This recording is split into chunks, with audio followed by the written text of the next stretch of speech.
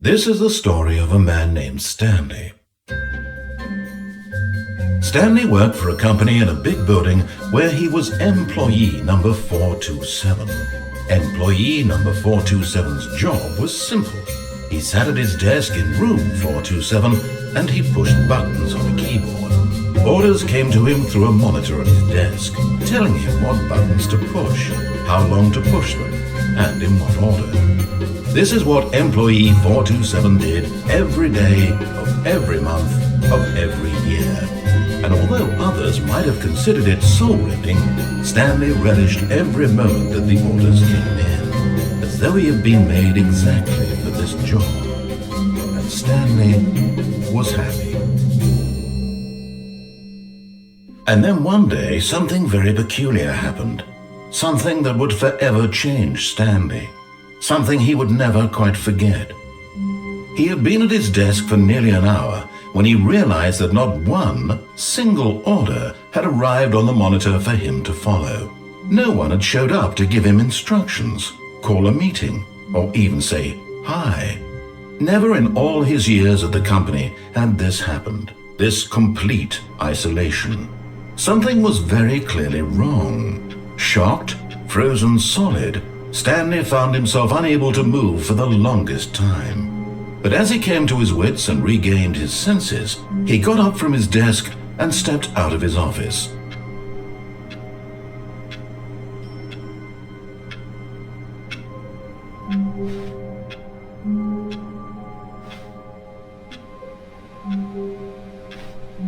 All of his co-workers were gone. What could it mean?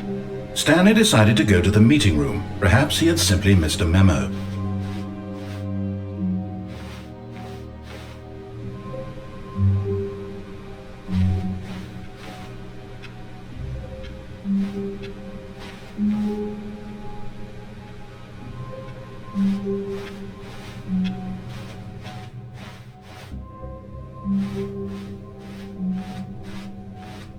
When Stanley came to a set of 2 open doors, he entered the door on his left. This was not the correct way to the meeting room, and Stanley knew it perfectly well. Perhaps he wanted to stop by the employee lounge first, just to admire it.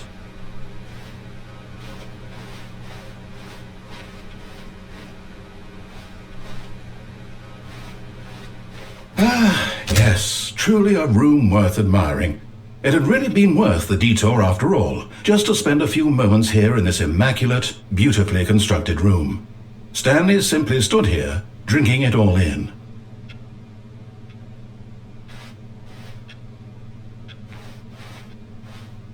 But eager to get back to business, Stanley took the first open door on his left.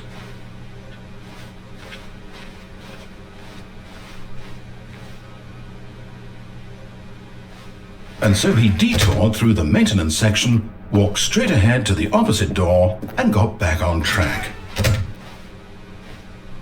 Yet there was not a single person here either. Feeling a wave of disbelief, Stanley decided to go up to his boss's office, hoping he might find an answer there.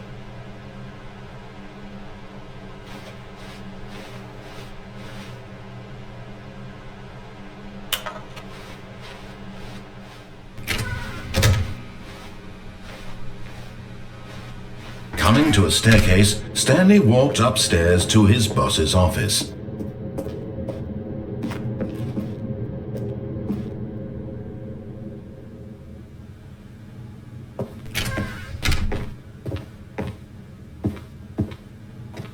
Stepping into his manager's office, Stanley was once again stunned to discover not an indication of any human life.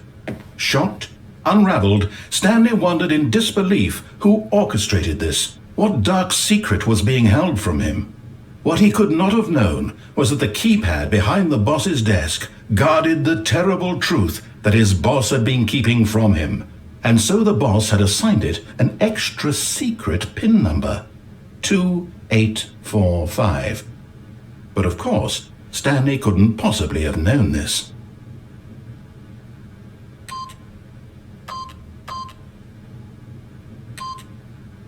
Incredibly, by simply pushing random buttons on the keypad, Stanley happened to input the correct code by sheer luck. Amazing. He stepped into the newly opened passageway.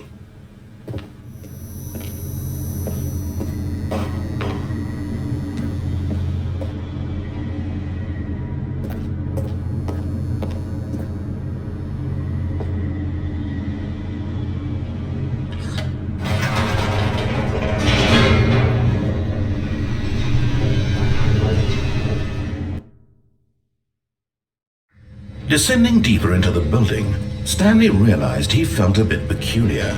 It was a stirring of emotion in his chest, as though he felt more free to think for himself, to question the nature of his job. Why did he feel this now, when for years it had never occurred to him? This question would not go unanswered for long.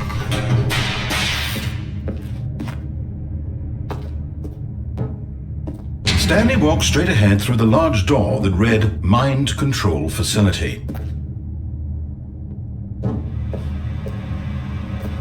Although this passageway had the word Escape written on it, the truth was that at the end of this hall, Stanley would meet his violent death.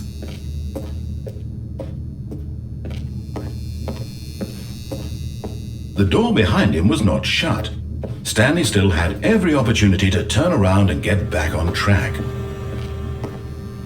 At this point, Stanley was making a conscious, concerted effort to walk forward and willingly confront his death.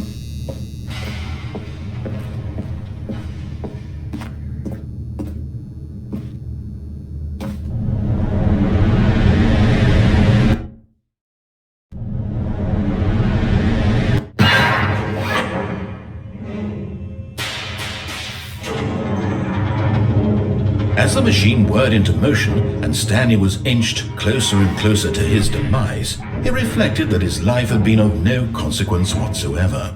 Stanley can't see the bigger picture. He doesn't know the real story, trapped forever in his narrow vision of what this world is. Perhaps his death was of no great loss, like plucking the eyeballs from a blind man. And so he resigned and willingly accepted this violent end to his brief and shallow life. Farewell, Stanley.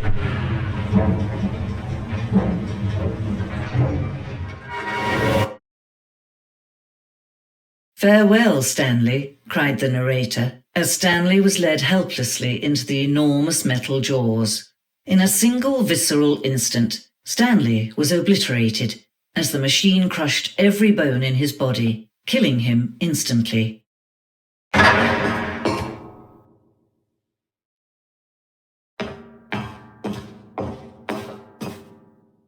And yet it would be just a few minutes before Stanley would restart the game, back in his office, as alive as ever.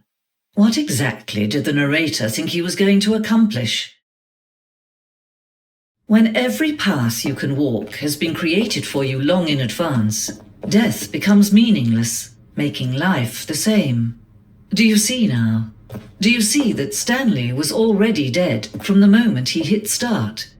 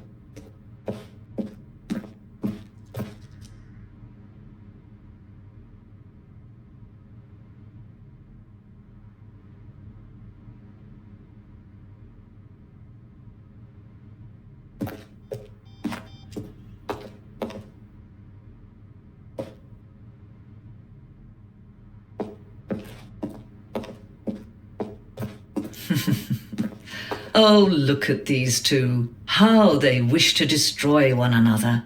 How they wish to control one another. How they both wish to be free.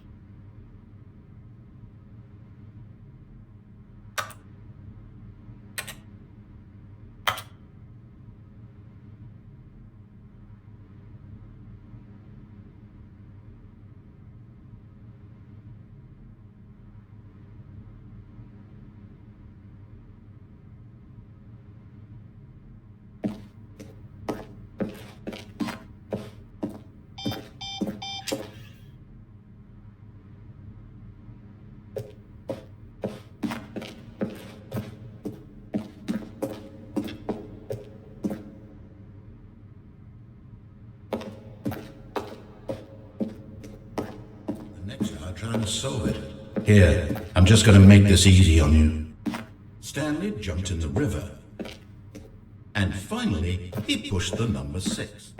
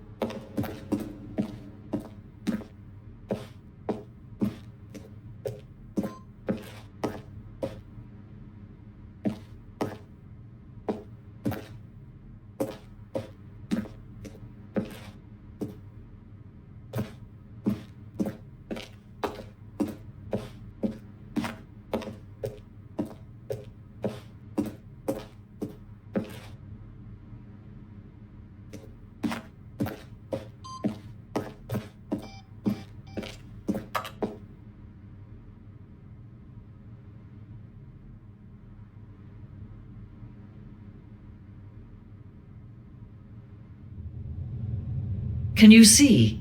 Can you see how much they need one another? No, perhaps not. Sometimes these things cannot be seen.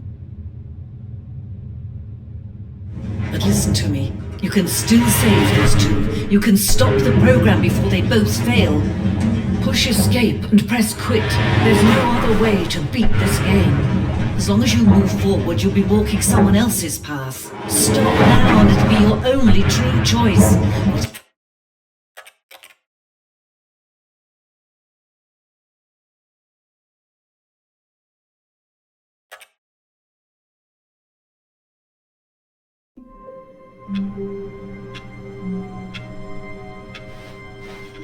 All of his co-workers were gone. What could it mean? Stanley decided to go to the meeting room. Perhaps he had simply missed a memo.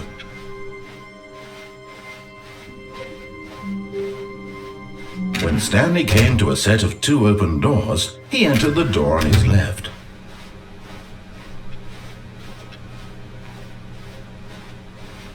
Yet there was not a single person here either.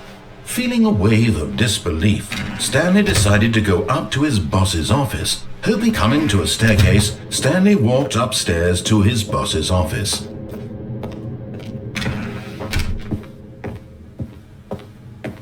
Stepping into his manager's office, Stanley was once again stunned to discover not an indication of any human life. What could it mean? Stanley wondered aloud to nobody. He began wildly tearing through papers on the boss's desk, pulling books off the shelf, looking behind paintings, desperate for clues to his situation. But his attention was caught by a keypad behind the boss's desk. What could its purpose be? In fact, this keypad guarded the terrible secret that lay buried below his feet.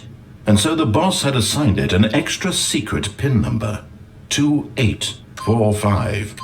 But of course, Stanley couldn't possibly. Yet incredibly, by simply pushing random buttons on the keypad, Stanley happened to input the correct code by sheer luck.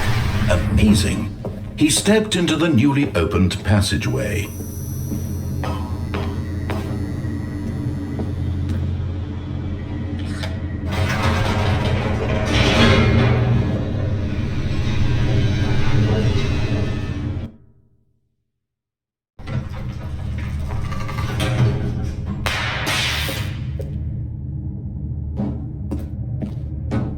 Stanley walked straight ahead through the large door that read Mind Control Facility.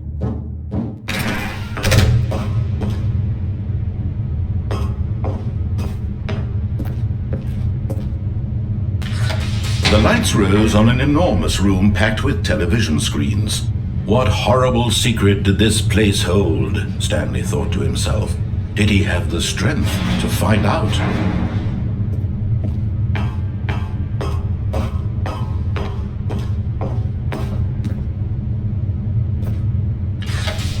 Now the monitors jumped to life, their true nature revealed. Each bore the number of an employee in the building, Stanley's co-workers. The lives of so many individuals reduced to images on a screen, and Stanley, one of them, eternally monitored in this place where freedom meant nothing.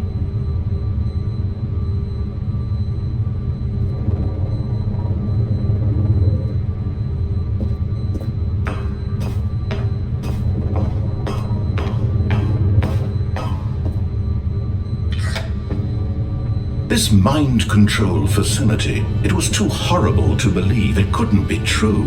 Had Stanley really been under someone's control all this time? Was this the only reason he was happy with his boring job? That his emotions had been manipulated to accept it blindly? No. He refused to believe it. He couldn't accept it. His own life in someone else's control? Never! It was unthinkable, wasn't it? Was it even possible? Had he truly spent his entire life utterly blind to the world?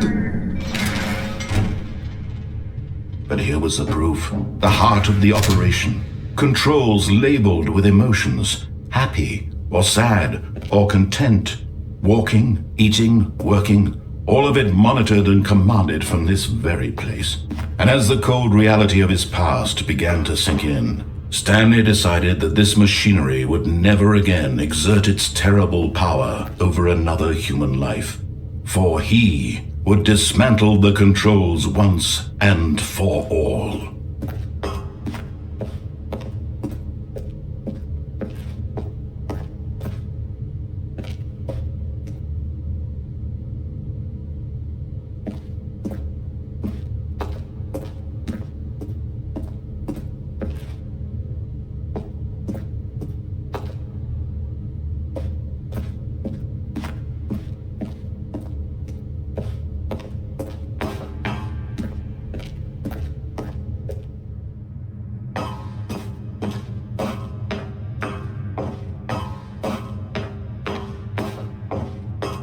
And when at last he found the source of the room's power, he knew it was his duty, his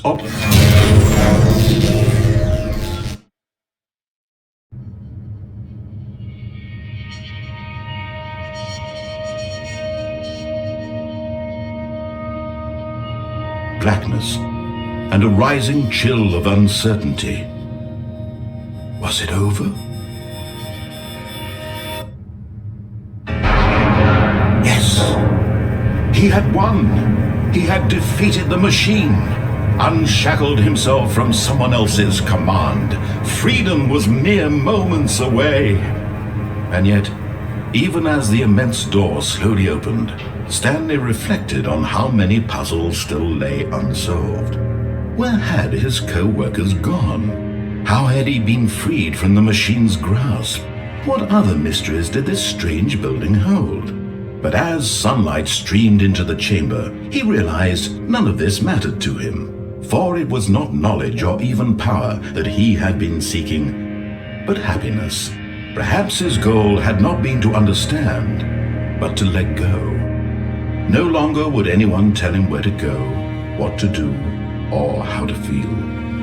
Whatever life he lives, it will be his. And that was all he needed to know. It was perhaps the only thing worth knowing. Stanley stepped through the open door.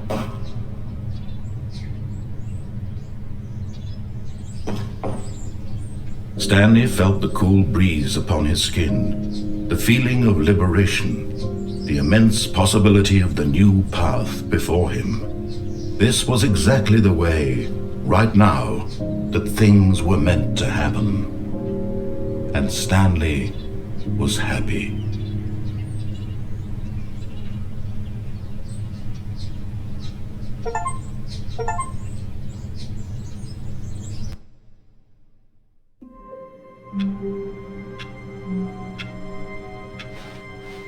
All of his co-workers were gone. What could it mean? Stanley decided to go to the meeting room. Perhaps he had simply missed a memo.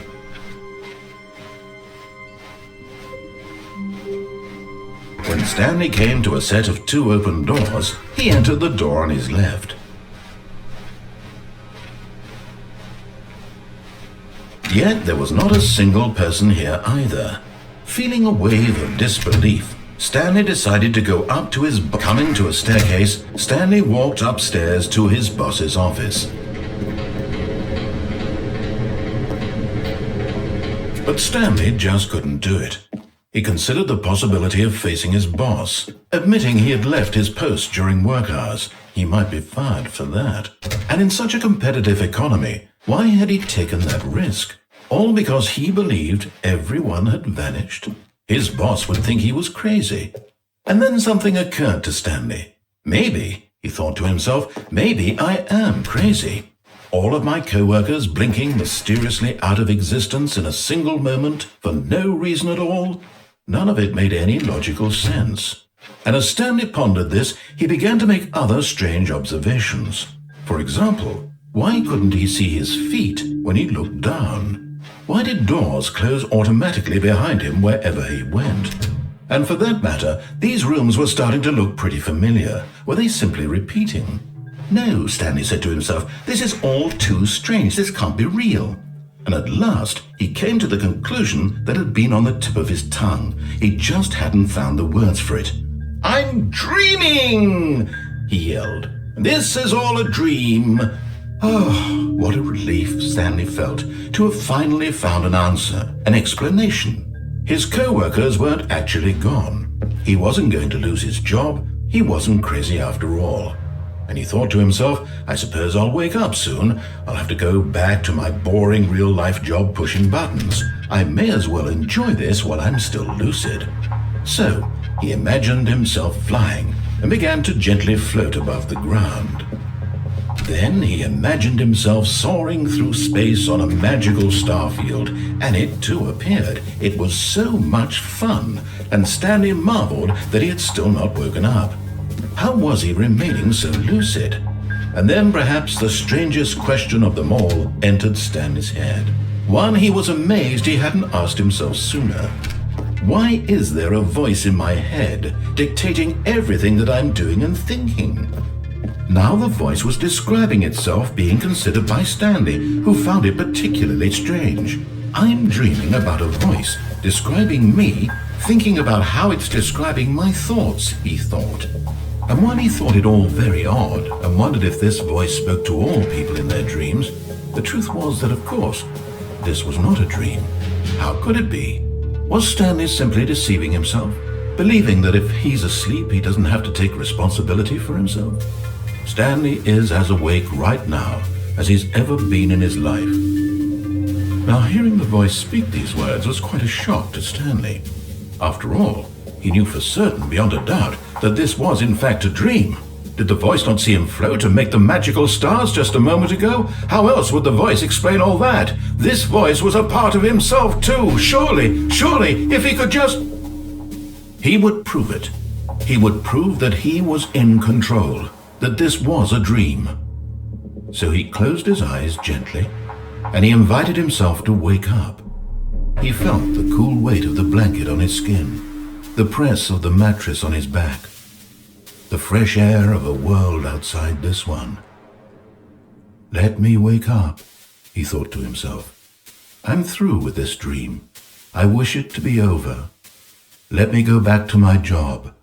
Let me continue pushing the buttons. Please, it's all I want. I want my apartment and my wife and my job. All I want is my life exactly the way it's always been. My life is normal. I am normal. Everything will be fine. I am okay.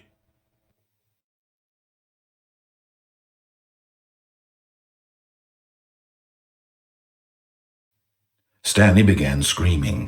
Please, someone, wake me up. My name is Stanley. I have a boss. I have an office. I am real. Please, just someone tell me I am real. I must be real. I must be. Can anyone hear my voice? Who am I? Who am I? And everything went black.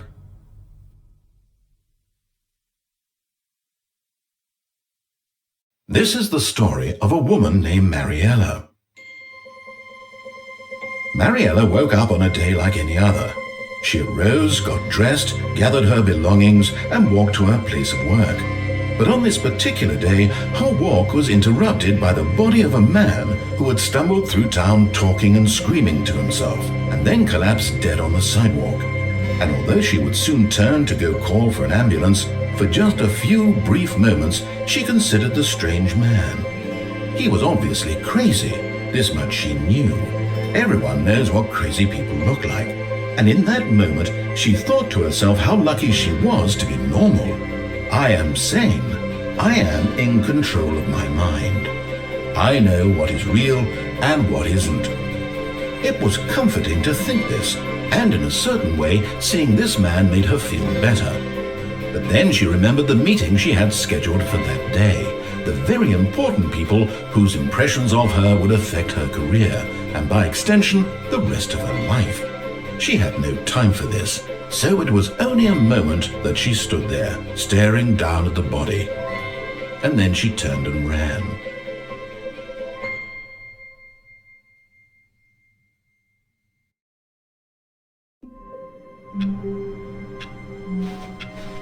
All of his co-workers were gone. What could it mean? Stanley decided to go to the meeting room. Perhaps he had simply missed a memo.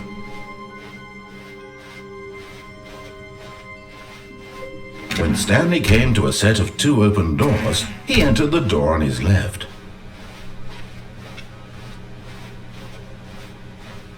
Yet there was not a single person here either. Feeling a wave of disbelief, Stanley decided to go up to his boss's office. Coming to a staircase, Stanley walked upstairs to his boss's office.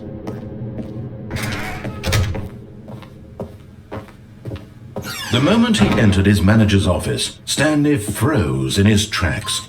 Not a living soul anywhere. Stanley was in such a rush to get through the story as quickly as possible, he didn't even have a single minute to just let the narrator talk. That kind of anxiety isn't healthy, so he relaxed for a few moments with some calming New Age music.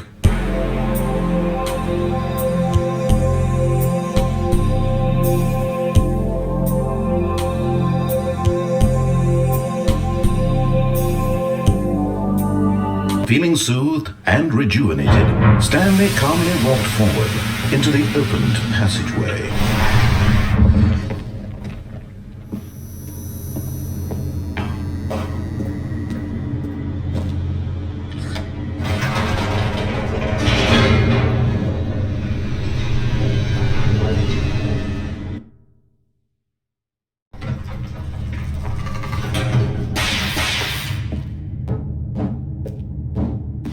Stanley walked straight ahead through the large door that read Mind Control Facility.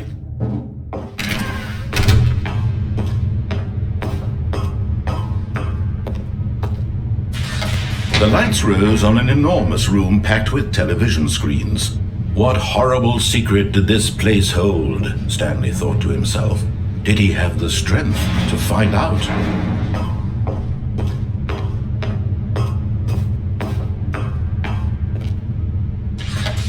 Now the monitors jumped to life, their true nature revealed. Each bore the number of an employee in the building, Stanley's co-workers. The lives of so many individuals reduced to images on a screen, and Stanley, one of them, eternally monitored in this place where freedom meant nothing.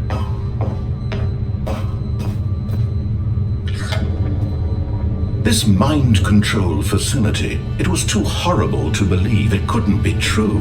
Had Stanley really been under someone's control all this time? Was this the only reason he was happy with his boring job? That his emotions had been manipulated to accept it blindly? No, he refused to believe it. He couldn't accept it. His own life in someone else's control? Never! It was unthinkable, wasn't it? Was it even possible? Had he truly spent his entire life utterly blind to the world? But here was the proof, the heart of the operation. Controls labeled with emotions, happy or sad or content, walking, eating, working, all of it monitored and commanded from this very place. And as the cold reality of his past began to sink in, Stanley decided that this machinery would never again exert its terrible power over another human life. For he would Oh, Stanley, you didn't just activate the controls, did you? After they kept you enslaved all these years, you go and you try to take control of the machine for yourself? Is that what you wanted? Control? Oh, Stanley, I applaud your effort, I really do. But you need to understand, there's only so much that machine can do. You were supposed to let it go, turn the controls off, and leave. If you want to throw my story off track, you're going to have to do much better than that. I'm afraid you don't have nearly the power you think you do. For example, and I believe you'll find this pertinent, Stanley suddenly realized he had just initiated the network's emergency detonation system. In the event that this machine is activated without proper DNA identification, nuclear detonators are set to explode, eliminating the entire complex. How long until detonation then? Let's say 2 minutes. Now this is making things a little more fun, isn't it, Stanley? It's your time to shine. You are the star. It's your story now. Shape it to your heart's desires. Oh, this is much better than what I had in mind. What a shame we have so little time left to enjoy it. Mere moments until the bomb goes off. But what precious moments each one of them is. More time to talk about you, about me, where we're going, what all this means. I barely know where to start. What's that? You'd like to know where your co-workers are? A moment of solace before you're obliterated? All right, I'm in a good mood. You're gonna die anyway. I'll tell you exactly what happened to them. I erased them. I turned off the machine. I set you free. Of course, that was merely in this instance of the story. Sometimes when I tell it, I simply let you sit there in your office forever, pushing buttons endlessly and then dying alone. Other times, I let the office sink into the ground, swallowing everyone inside, or I let it burn to a crisp. I have to say this, though, this version of events has been rather amusing. Watching you try to make sense of everything and take back the control wrested away from you, it's quite rich. I almost hate to see it go. But I'm sure whatever I come up with on the next go-around will be even better. My goodness, only 34 seconds left. But I'm enjoying this so much. You know what? To hell with it. I'm going to put some extra time on the clock, why not? These are precious additional seconds, Stanley. Time doesn't grow on trees. Oh dear me, what's the matter, Stanley? Is it that you have no idea where you're going or what you're supposed to be doing right now? Or did you just assume when you saw that timer that something in this room was capable of turning it off? I mean, look at you. Running from button to button, screen to screen, clicking on every little thing in this room. These numbered buttons, no, these colored ones. Or maybe this big red button, or this door. Everything, anything, something here will save me. Why would you think that, Stanley? That this video game can be beaten? Won? Solved? Do you have any idea what your purpose in this place is? Stanley, you're in for quite a disappointment. But here's a spoiler for you. That timer isn't a catalyst to keep the action moving along. It's just seconds ticking away to your death. You're only still playing instead of watching a cutscene because I want to watch you for every moment that you're powerless. To see you made humble. This is not a challenge. It's a tragedy. You wanted to control this world, that's fine. But I'm going to destroy it first, so you can't. Take a look at the clock, Stanley. That's 30 seconds you have left to struggle. 30 seconds until a big boom and then nothing. No ending here, just you being blown to pieces. Will you cling desperately to your frail life, or will you let it go peacefully? Another choice. Make it count, or don't. It's all the same to me, all a part of the joke. And believe me, I will be laughing at every second of your inevitable life from the moment we fade in until the moment I say, happily ever after.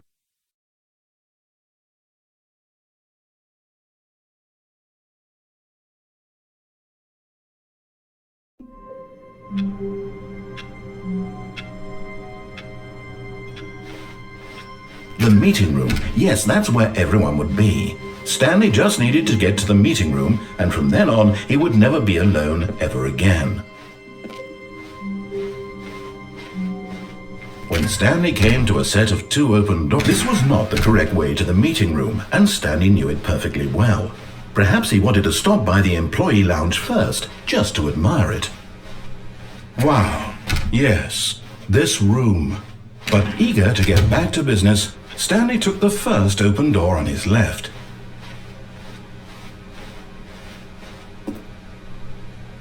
Stanley was so bad at following directions, it's incredible he wasn't fired years ago.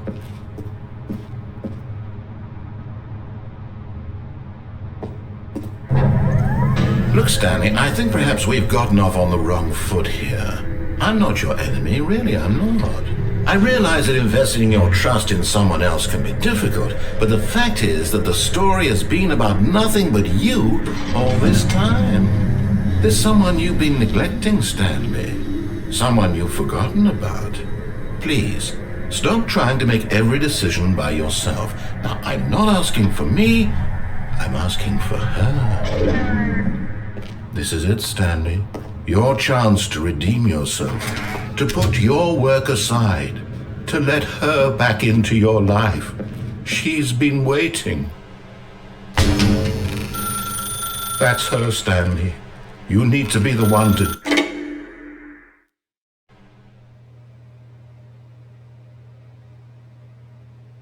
Oh, Stanley, is that you? Hold on, sweetie. Sorry to keep you waiting. I'm just pulling the bread out of the oven. All right. Okay, there we go. All right, now, I want you to come in and tell me all about your day. Gotcha! Oh, come on. Did you actually think you had a loving wife who'd want to commit their life to you? I'm trying to make a point here, Stanley. I'm trying to get you to see something. Come inside. Let me show you what's really going on here. Sorry, but you're in my story now. This is a very sad story about the death of a man named Stanley. Stanley is quite a boring fellow. He has a job that demands nothing of him, and every button that he pushes is a reminder of the inconsequential nature of his existence. Look at him there, pushing buttons, doing exactly what he's told to do. Now he's pushing a button. Now he's eating lunch. Now he's going home. Now he's coming back to work. One might even feel sorry for him, except that he's chosen this life.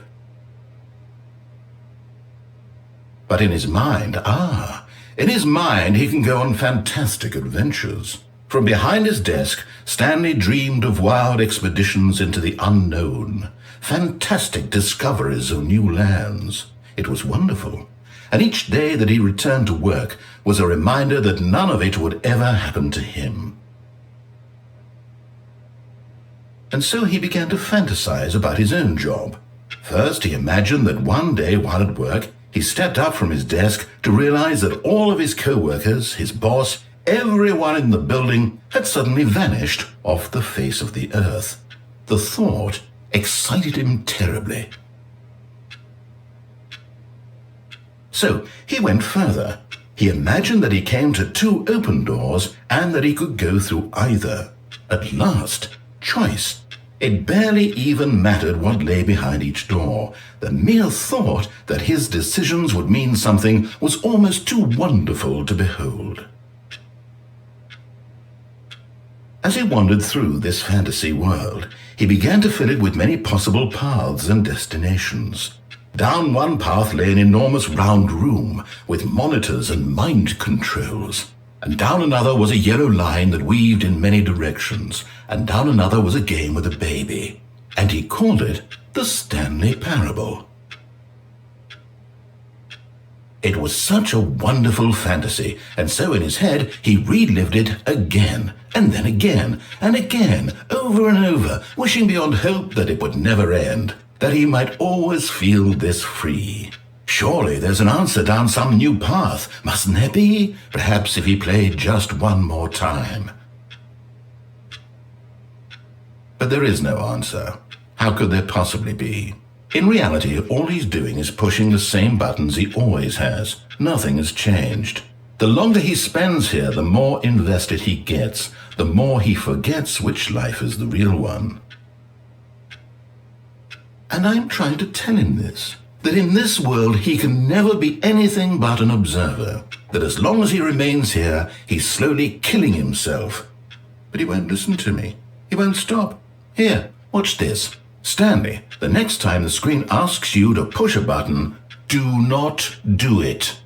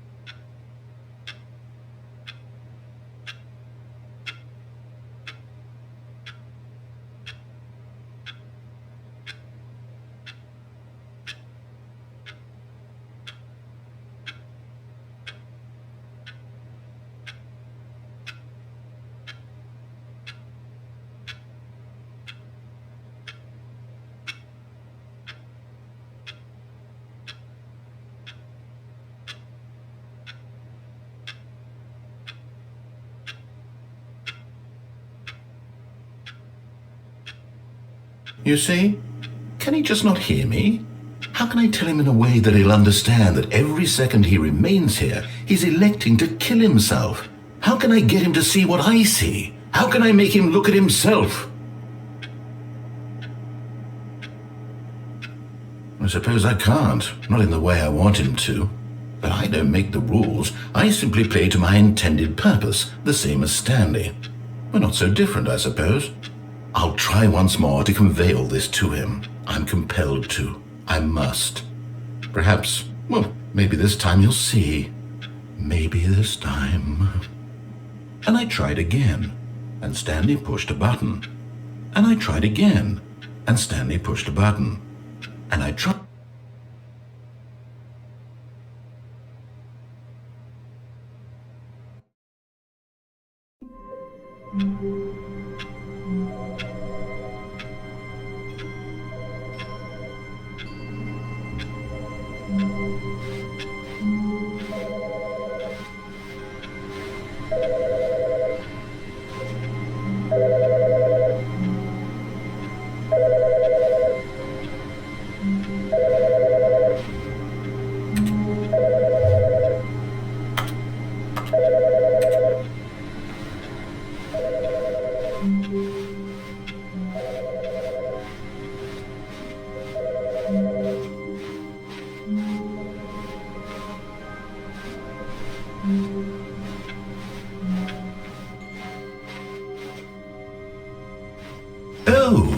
New content? What does that mean, new content?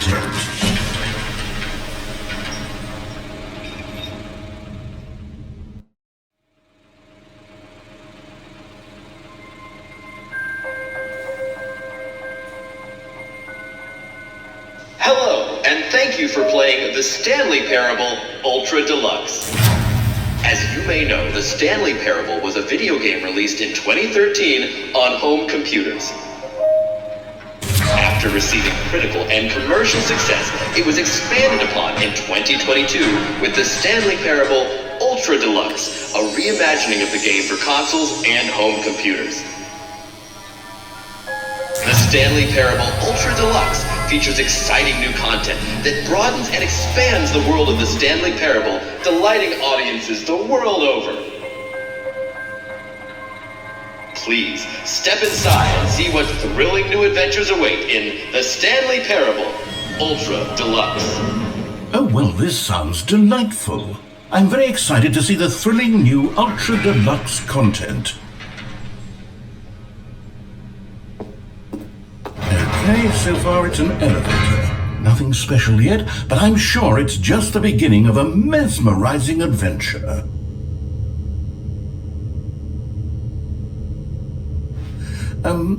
Is it broken? What's going on here? Should we be moving somewhere or... Oh, there we go. All right, finally, at long last, it's on to the new content. I've never been more ready. Let's do it.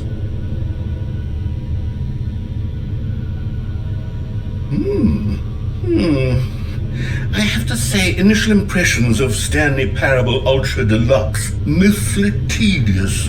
It's as if, Oh, okay. Let's see the content. Give me the content, Stanley. All right, let's see. It's the jump circle.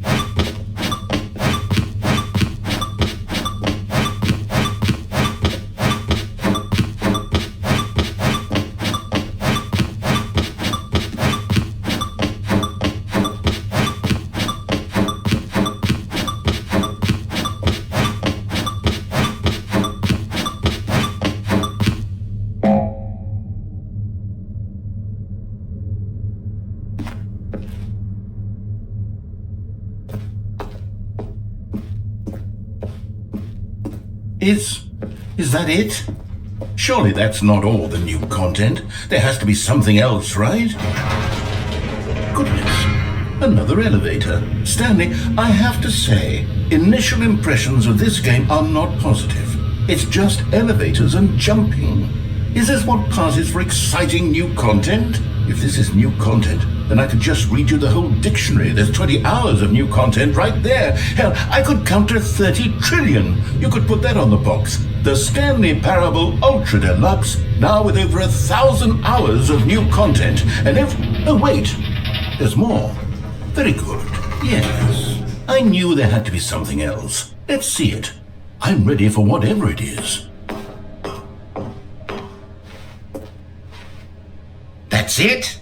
Oh, you've got to be kidding me. You see, Stanley? This is what happens when greedy video game developers with no respect for their fan base rush a cheap expansion to market for no reason other than to make an easy dollar. And don't get me started on the level of craftsmanship that's gone into it. In fact, I'm looking right now at the game's achievements, and it's hard to believe one of them actually says, "Test achievement, please ignore." What quality assurance department signed off on this? I'm infuriated and I'm offended, and I intend to find these people on Twitter and hold them personally accountable.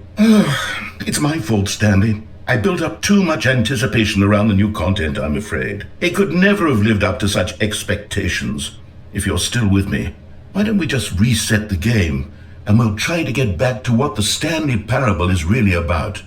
No frills, no gimmicks. Just you and me having a great time together like always. What do you say, friend?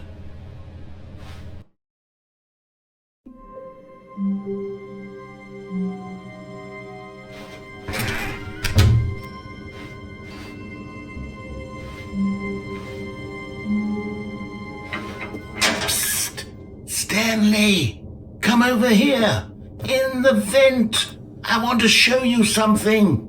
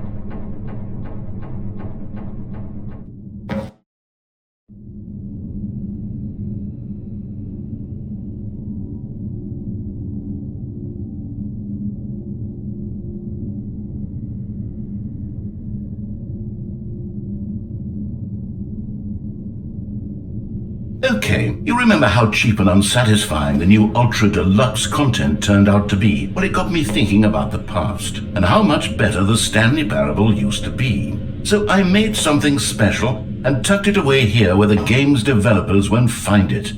Just our little secret. Take a look.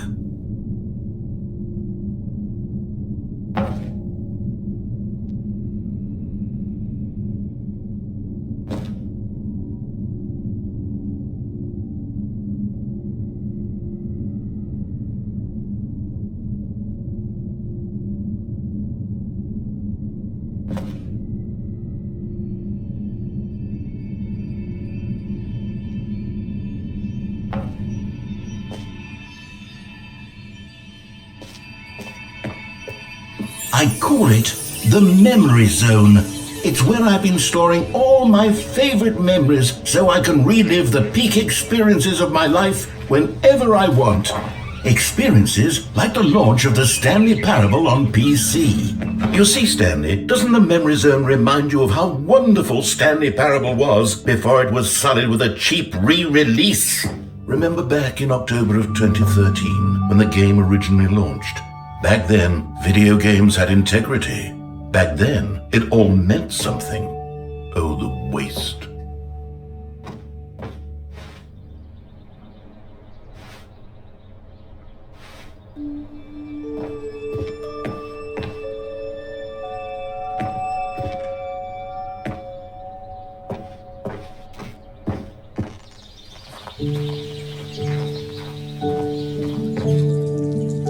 And over here is where I keep reviews of the Stanley Parable. Like this stunning triumph of games journalism, 10 out of 10 from Destructoid.com. James Stephanie Sterling writes, and I quote, "Where so many games that aspire to be more than games end up less than any form of art, Stanley Parable strives and then succeeds to be every game ever created." Did you hear that, Stanley? Every game ever created. That's how grand and all-encompassing the original Stanley Parable was.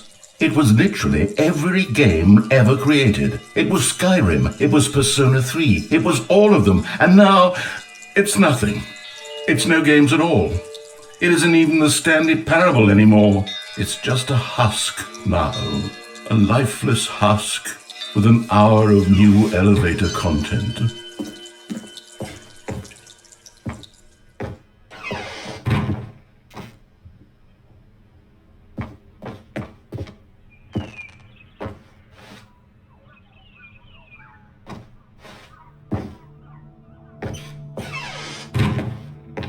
Here's another moving passage, this time from GameSpot.com. The Stanley Parable is both a richly stimulating commentary on the nature of choice in games and one that offers some of the most enjoyable, surprising, and rewarding choices I've ever been confronted with in a game. 9 out of 10. Don't you get it, Stanley? The game was perfect. It didn't need anything else. It didn't need new content. It just needed to be left alone. To spend the rest of time collecting dust in the hallowed hall of beloved video game memories.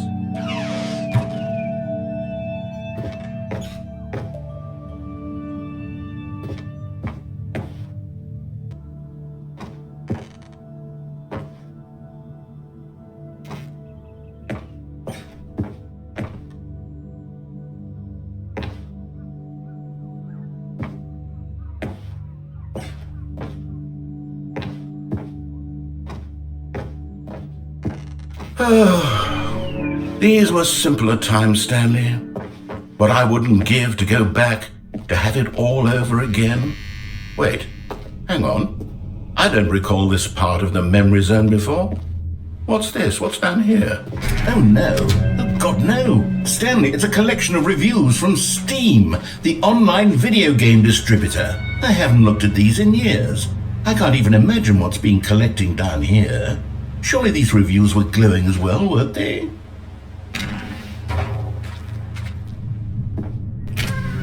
Honestly, I could not be bothered to play this game to full completion. The narrator is obnoxious and unfunny, with his humor and dialogue proving to be more irritating than entertaining. Unfunny! I'm not trying to be funny. I'm trying to make a serious work of art. I suppose I could write up a handful of gags to insert into the Stanley Parable, but the game is already such a densely layered web of profound philosophical insights that I can't even imagine where I'd have the room to stick them.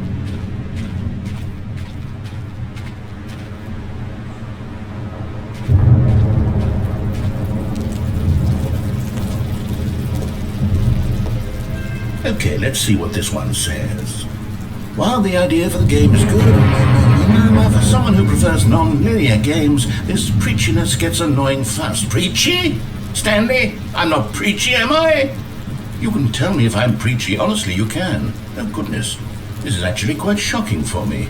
To be honest, I had always thought of the game's dialogue as being rather terse to begin with. You can't know how much fluff I cut from the game to get it to feel as light and airy as it... Well, I always thought it did. But maybe it wasn't. Oh dear, what an awful memory to have to hold on to. These black marks on my otherwise unimpeachable track record. I feel like a failure. Like I let these people down.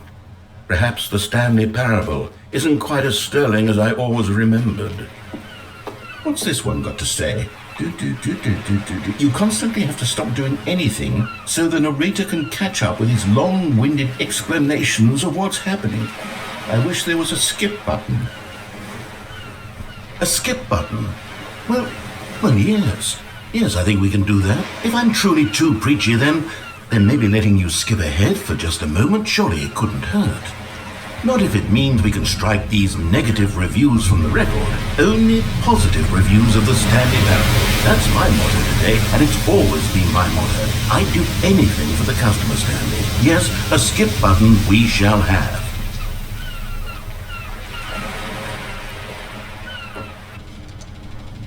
And here it is. Go ahead and give it a shot. I'll pop you forward in time so that the second my incessant droning starts to...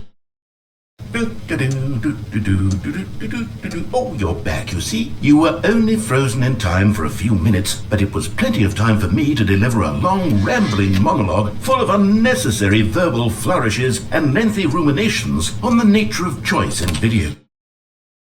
Well there, sport. You really did catch me rambling on a bit, didn't you? But that's the power of the button. The minute I start to go off on a thoughtless display of self-absorption, it's right at your fingertips to go poof!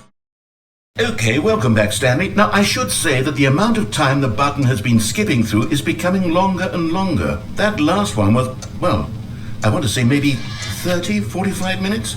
It's not unendurable by any means, but there's really only so much I can ramble on to myself about. I know, it's shocking, isn't it? But at any rate, I do suggest that we not press the button again. I think the skip button has been aptly demonstrated, and we can say goodbye to it and just... Wait, how do we get out of here? Where did the door go? Wasn't there a door that led into this room? I do feel quite certain that there was one here before. How else would we have gotten into the room in the first place? I don't think one can enter a room without a door of some sort, or a window or something like that. Do you see a window anywhere? A porthole? A sufficiently large crack in the wall? I'll take any of these. All I want is for us to move on and to please step away from the skip button, to go anywhere other than the skip button. There was a door here before, wasn't there? I swear there was. Where did it go? Can you maybe just ram your way through a wall? Is there any possibility that you could, say, slam your body into the wall until enough damage is done for you to be able to leave? Please, I'll take any option at all. I'm asking you to work with me here. We need a door. We need a door of some kind. I can work with any kind of door, as long as it can open and lead from one room to another. I'm going to step away for just a moment, and I'm going to try to find us a door. I don't know how exactly to remove a door and place it in a different wall, but I will find a way, I promise. You just need to not do anything. Don't press the skip button. Please, please, please do not press the skip button. Just wait here for me, and don't press the skip button. Got it? Yes, good. I'll be right back.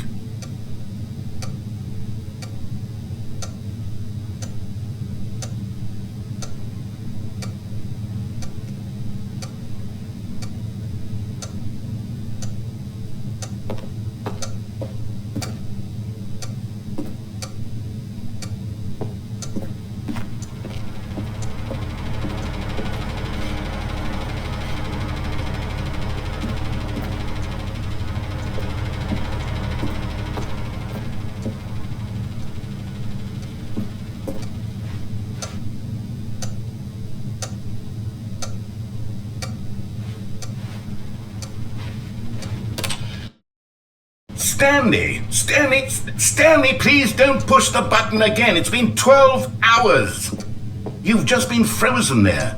I don't know why the skips are getting longer, but they're really, truly getting longer, and my God, there's no way out of the room. Stanley, the door is gone. It's complete. Oh, Stanley, you're back. You're back. Oh, my goodness. I have someone to talk to again. Stanley, I think it's been a week. Or 2 weeks. I've been sitting here all that time. Just sitting here. Not a single person. Oh, hello. It's you. You're here again. Welcome. I have had time to think about you and about us and about everything we've been through. I've had so much time. I stopped keeping track after a year. Have you ever sat down in one place and not moved for one entire year? Let me describe it for you. To begin with, there is only regret.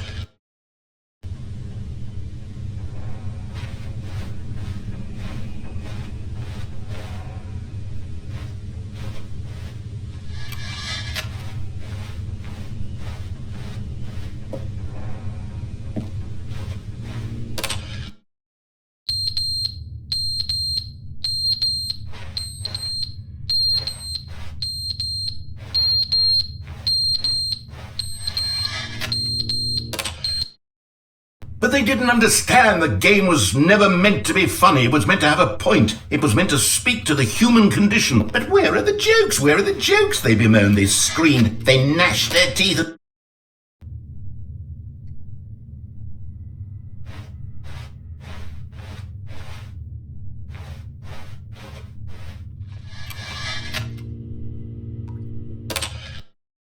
The end is never the end, is never the end, is never the end, is never the end, is never the end, is never the end, is never the end, is never the end, is never the end, is never the end.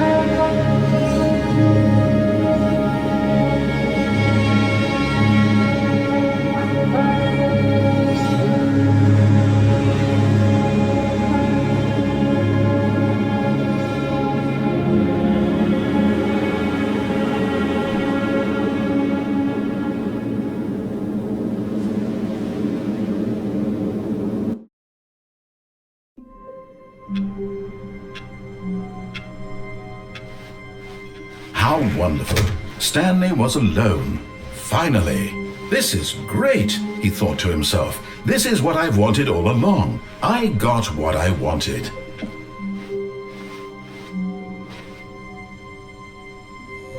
Oh, good. You noticed my sign. Yes, I have something very exciting to show you.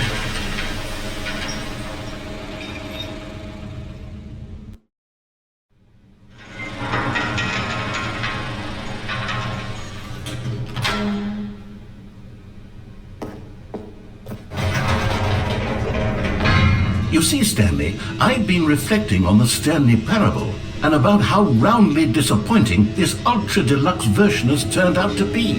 The original Stanley Parable was a landmark, and any new content for it should live up to that legacy. So forget this Ultra Deluxe nonsense. I say we take it one step even further. Which is why I'm very proud to announce for the first time ever, the Stanley Parable 2.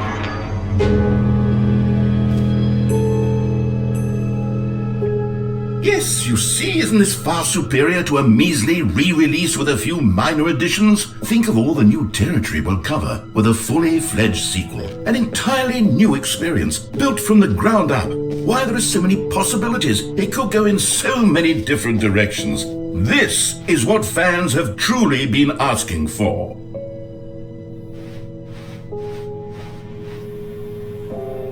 Calling it the Stanley Parable 2 is just so much catchier than Ultra Deluxe, don't you think? Ultra Deluxe? What does it even mean? But the Stanley Parable 2, now that's an artistic statement right there. It's future-oriented. It screams progress and innovation and long-term franchising potential. Now, to be clear, I haven't quite nailed down what exactly the Stanley Parable 2 is going to be, but let's take a look at some of the features I've been developing for it. I figure that if I can loosely organize a handful of interesting concepts, that surely the game will sort of naturally spring up around them. It'll all work itself out. Game development is much more of a fuzzy magic than anything scientific or logical, really. Here we are. Go on, try out some of the new features.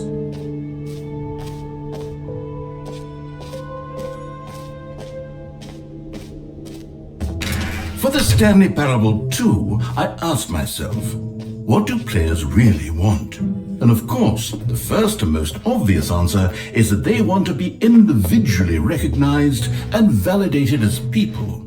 So with that in mind, my first addition to the... Sorry, I should have clarified. Right now, the button only says the name Jim. But of course, in the final game, this button will say your name, whatever name that is. Here, let's have you role-play as Jim to really simulate the full experience of this feature. Just play along. I promise you'll love it. Okay, here we go. Let's take a deep breath, clear your mind, forget whoever you are, and simply become a person named Jim. I want you to imagine yourself living as Jim, sleeping and waking as Jim, falling in love and being heartbroken as Jim, seizing all of the world's possibilities as Jim, and as Jim watching your dreams crumble into dust. Do you feel it deeply? Are you really, truly Jim right now? If so, then please step forward and press the button. Jim. Yes! You see! What a thrill! What a rush! That was you! The button described you! Do it again! Do it again! Jim. Oh, it hits even harder the second time. If this were the only new feature in the Stanley Parable 2, it would still be worth the money. Let's take a break from the Jim button. I'm too emotionally drained from all of this personal validation.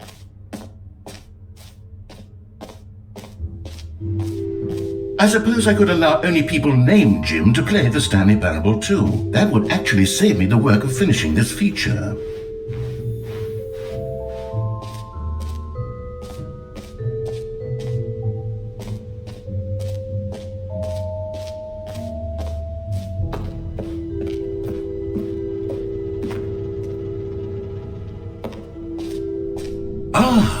Collectibles. Now it's a real video game. In the Stanley Parable 2, you'll run around gathering up these miniature Stanley figurines. And what's truly innovative is that there will be no reward for collecting all of them. I don't want to stifle the intrinsic joy of watching a number go up. You simply collect all of them, and then you move the hell on with your unremarkable life.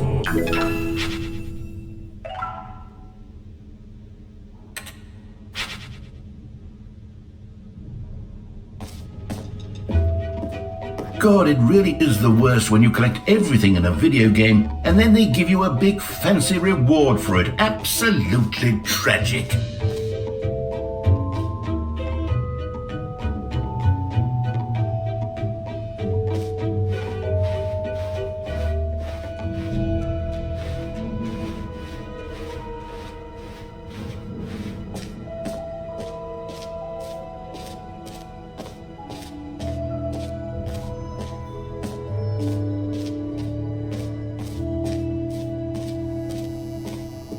Now here's something special. You remember that broken test achievement that got left in the game on accident? Well, I'm developing a technology to simply give you the achievement.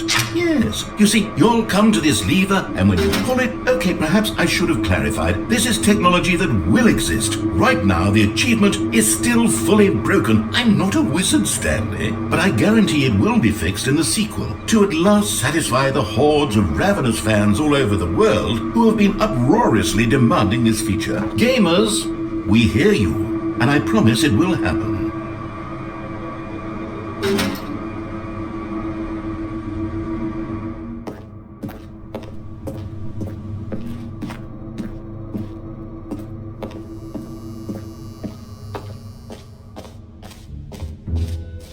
What else? What other exhibits haven't we seen yet? You know what? Let's bring the jump circle back for Stanley Parable 2 as well. It's a... Oh, wait. You already spent all your jumps the first time we saw the jump circle? Oh well. I suppose it can just be a nice decorative piece then.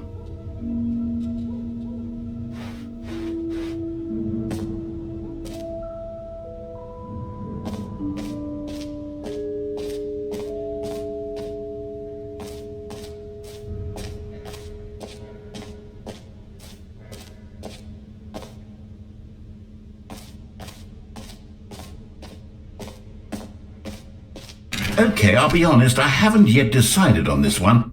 I think that in the new version, the office could use a bit of decoration, like balloons. But I'm undecided on Get Well Someday and Happy 12th Birthday. Which would you go with? You know, sometimes when you solicit another person's opinion, it makes you realize that you knew which one you actually really wanted all along. Happy 12th birthday, step-niece, it is.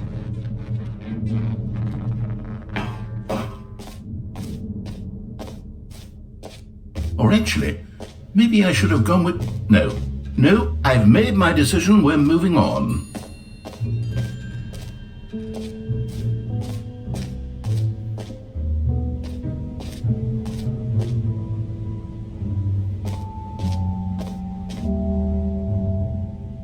Stanley, here's an idea that I'm truly fond of. It's never been done before in a video game.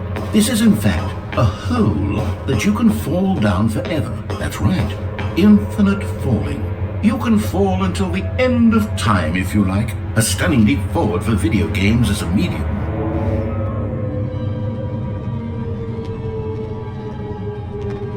You see, isn't it wonderful? One of my more ingenious concoctions, if I do say so. Now then, since you've gotten to see the infinite hole, you can press the teleport button to pop back up to the top, and we can continue onward. Now, I don't mean to be a bummer, but I do recommend you use the teleport button to go back to the top. Maybe do it on the sooner rather than later spectrum of things.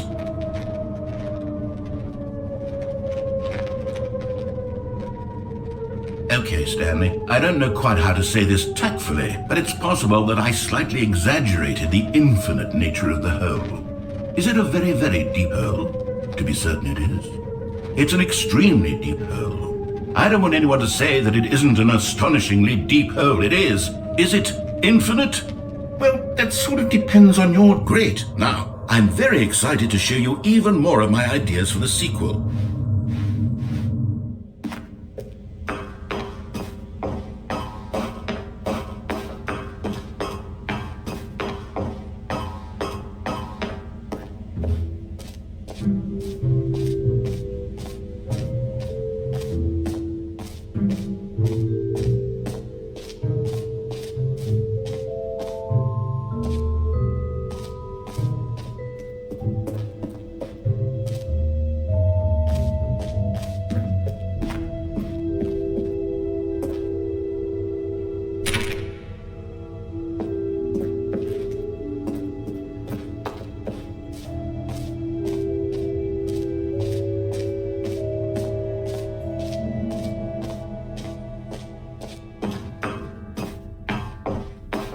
Epilogue would be fun, wouldn't it, Stanley? Yes, it would go at the end of the, Well, we'll figure that out later.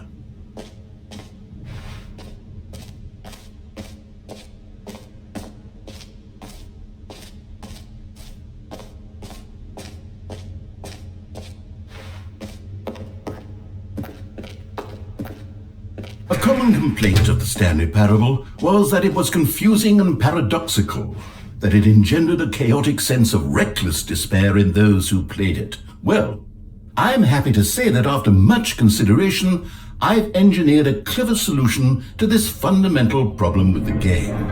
It's the Stanley Parable Reassurance Bucket. You see, Stanley, anytime you're holding the bucket, a sense of calm and ease will fill your mind and your heart. It's true. As long as you hold on to the bucket, the many disorienting contradictions of the Stanley Parable will feel perfectly normal and perhaps even comforting. You may even come to long for the gentle embrace of jarring cognitive dissonance while the bucket is in your arms. And to be honest, it's a much more convenient solution for me than actually redesigning the game to be less uncomfortable. Can you imagine what a pain in the ass that would be? Yes, the bucket is the perfect solution. Come on, give it a try.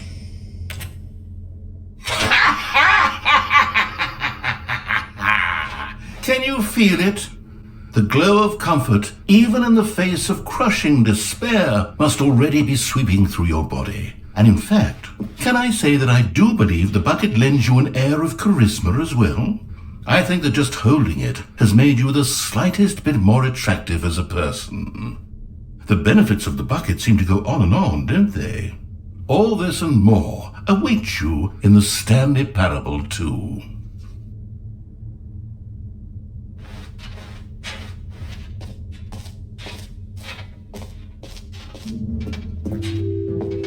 Does anyone give out awards for most enjoyable bucket in a video game?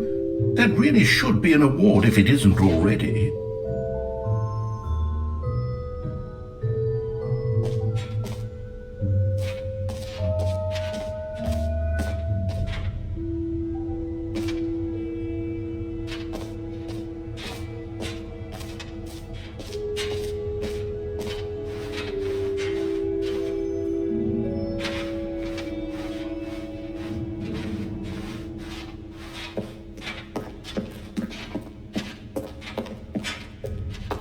All right, have you seen everything you wanted to? Ready to move on now?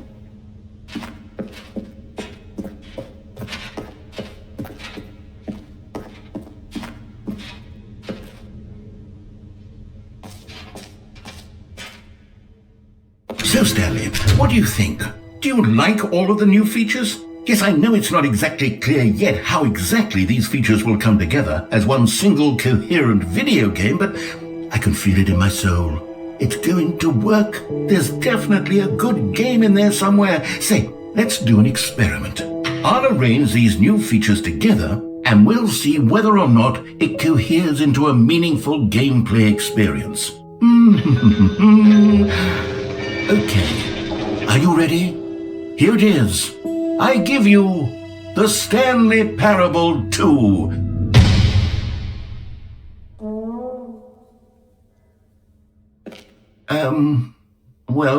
I mean, there's potential here, right? It's sort of... Okay, never mind. Hold on, let me do a different arrangement. Okay, yes, this is much better. I feel good about this. Here we go. Version 2. Who am I kidding, Stanley? This isn't a coherent video game at all. It's a lot of gags. And I do very much enjoy creating gags, but they don't add up to anything. I wanted more than anything to create a sequel that would capture all the magic of the first game. I wanted fans to love it. No matter how good these gags are, they won't stand on their own. They would need the structure and the gameplay of the original. Wait, maybe that's it. I can take the original Stanley Parable and simply, insert a few of my new features into it. Tastefully, of course. With respect. With care for the vision and integrity of the original game. Would it possibly work? I suppose it could. But it would need a really, really tremendous title screen. A title screen that says with bold and uncompromising conviction, "This is the Stanley Parable 2. Let me see if I can whip something up. All right, perfect. Go ahead. Take a look.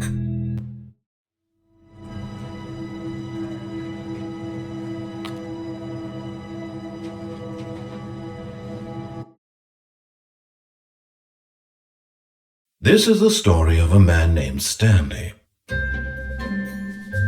Stanley worked for...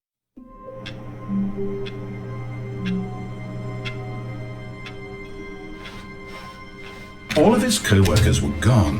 What could it mean? Stanley decided to go to the meeting room. Perhaps he had simply missed a memo. Stanley picked up the bucket.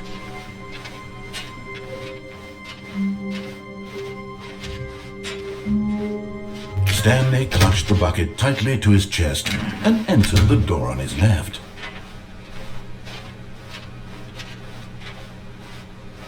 Still no one was here.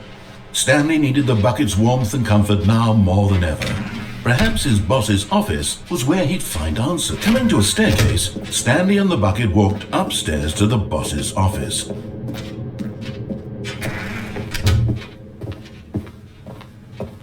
Stepping into his manager's office, Stanley was once again stunned to discover not an indication of any human life. Crushed by the weight of this revelation, Stanley may have broken down into an emotional dumpster fire if not for the soothing presence of the bucket.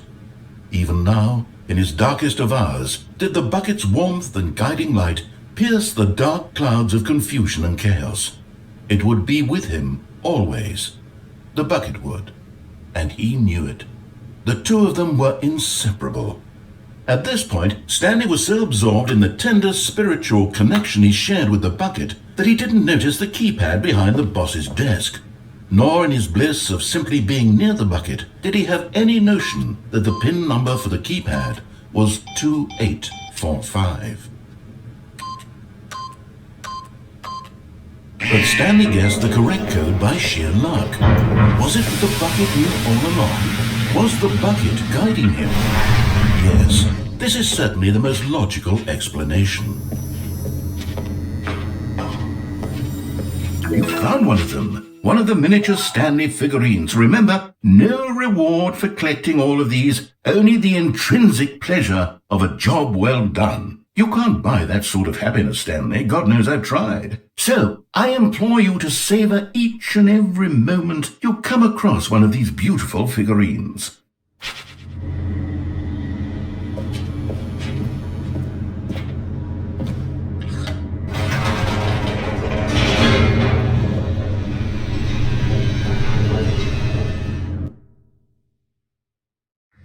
The elevator raced downward, plummeting towards an unknown fate.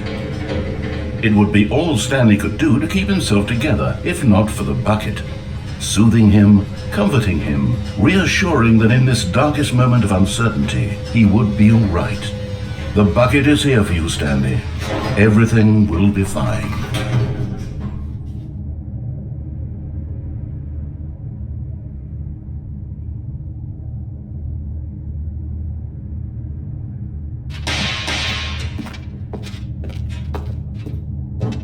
Stanley and the bucket walked straight ahead through the large door that read, Mind Control Facility.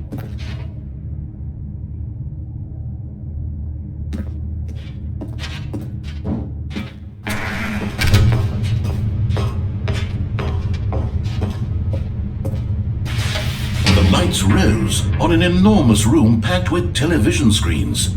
What horrible secret did this place hold? Stanley and the bucket both wondered to themselves.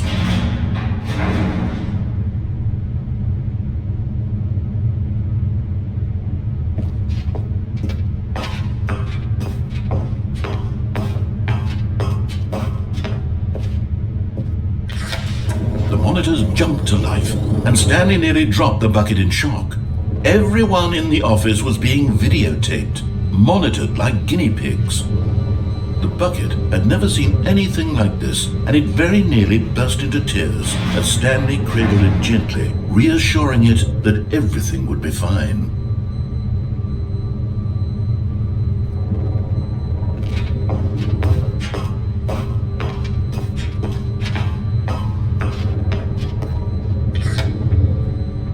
Was the bucket under the mind control facility's influence as well? Had the bucket been told to do things it didn't wish to do? What kinds of things does a bucket want to do or not want to do in the first place? These questions raced furiously in Stanley's feeble mind. No! He screamed into the bucket. He couldn't accept it. His own life in someone else's control, never! He squeezed the bucket tighter. His one friend in the entire world. At this point, he could trust no one except for the bucket.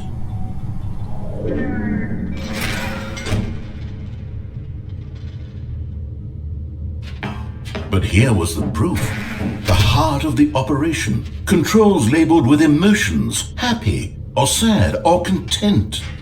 Walking, eating, working, all of it monitored and commanded from this very place. And as the cold reality of his past began to sink in, Stanley decided that this machinery would never again exert its terrible power over another human life. For he and the bucket would dismantle the controls for good. Two best friends, Stanley and the bucket, up against the world. They high-fived.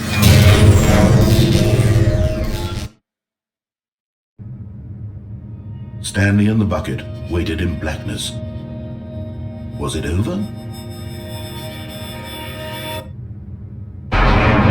Yes, they had done it. Stanley and the bucket had defeated their greatest and darkest enemy, freed themselves from the tyrannical grip of the evil mind control machine. Freedom was now mere moments away. Excitedly, the two of them began to discuss the kind of life they wanted to live once they stepped through this massive door. The bucket wanted to learn to roller skate. Stanley wanted to sneeze in every country on Earth. Both of them wanted to begin watching a movie, any movie, but then stop it halfway through and begin watching it in reverse from the end. True, it was a simple life they envisioned, but it was one they'd lived together, with one another to lean on, to trust, to support, and... What? Wait. What was happening? Why had the door stopped? Was Stanley and the bucket not about to be freed? An unbearable silence filled the room, lingering in uncertainty, until finally the truth hit Stanley square in the face. This building did not want the bucket to leave. Even the facility itself recognized the incredible calming presence of the bucket, needed the soothing warmth of the bucket, would go to any lengths not to part with the bucket. No. Stanley can't leave this place, not while he has such a precious bucket in his arms. Not while this building has anything to say about it. Stanley realized he would never again leave this very room. But at least he has the bucket. To be trapped eternally in darkness isn't really so bad, Stanley thought to himself. As long as I have my bucket with me, right? I'll be okay, won't I? Stanley gulped. Very soon now, he was about to find out.